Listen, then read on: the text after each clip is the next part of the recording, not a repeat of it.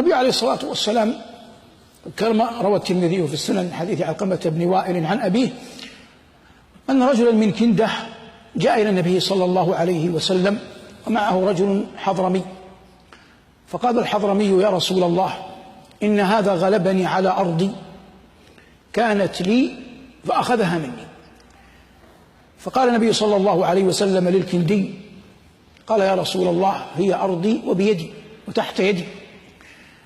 فقال عليه الصلاة والسلام للحضرمي: ألك بينة؟ قال: لا. قال: فلك يمينه، يعني يقسم. قال: يا رسول الله، إن الرجل فاجر لا يبالي أن يقسم ولا يتورع عن شيء.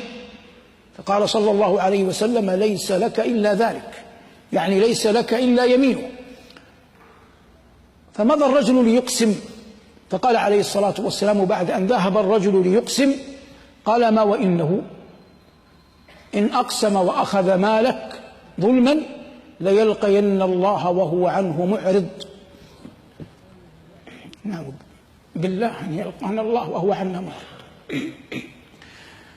ليس المقام مقام إيمانيات، نبقى على ما نحن فيه. الحديث فيه فوائد كثر، من أعظمها أن ما يقع في مجلس القضاء من تساب بين الخصوم كله يسمى ماذا؟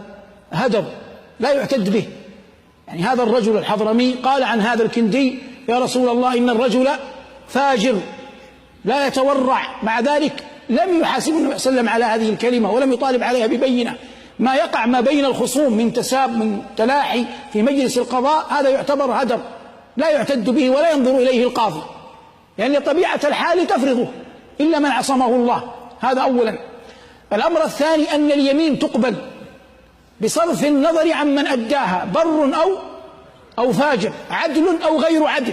يعني لا تأتي تقول إذا أقسم أن هذا الرجل يا رسول الله، أو تقول للقاضي: يا أيها القاضي، هذا لا يفعل كذا، هذا يشرب خمر، هذا أيا كان حاله، أنت لك اليمين، لا يستطيع القاضي أن يحكم بعلمك عنه، هذا شيء وهذا شيء آخر.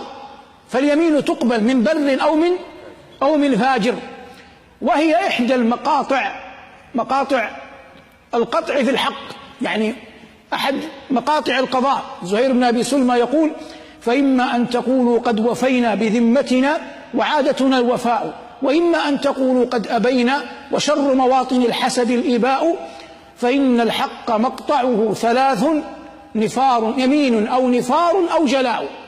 فلما بلغ أمير المؤمنين عمر بن الخطاب رضي الله عنه هذا البيت، وهذا البيت جاهلي، كان يعجب بفطنة زهير وتقسيمه لمقاطع الحقوق.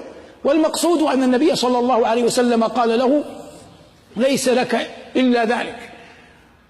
وهذا في مجمله يدل على أن الإنسان يتقي الله عز وجل إذا أراد أن يقسم، خاصة عندما لا قدر الله يدفع له مال ويعطى عطية ويغرى بموعود على أن ينتصر لباطل يعلم أنه باطل، فيؤتى به في المحاكم فيشهد شهادة زور، وربما يدعى لليمين فيحلف. هذا والعياذ بالله إذا كان على باطل قد قام، فإنه يلقى الله عز وجل وهو عنه